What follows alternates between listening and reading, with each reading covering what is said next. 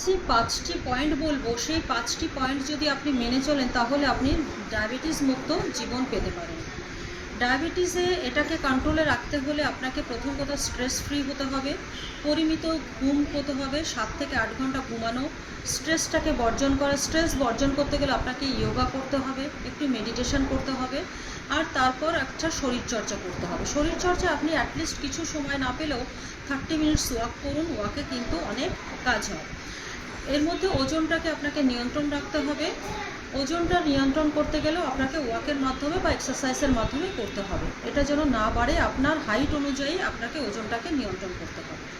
আচ্ছা, তারপরে হচ্ছে আপনাকে খাবারটাকে কন্ট্রোল করতে হবে। কার্বোহাইড্রেট জাতীয় খাবার, যেমন খাবারের মধ্যে কার্বোহাইড্রেটটাকে আপনাকে কাউন্ট করতে হবে।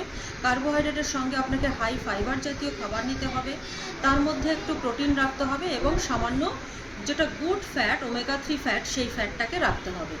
এইগুলো মোটামুটি যদি আপনি মেনে চলেন তাহলে এই 5টি কারণ কন্ট্রোল করলে আপনার ডায়াবেটিস কন্ট্রোলে থাকবে। আজকে এই পর্যন্তই।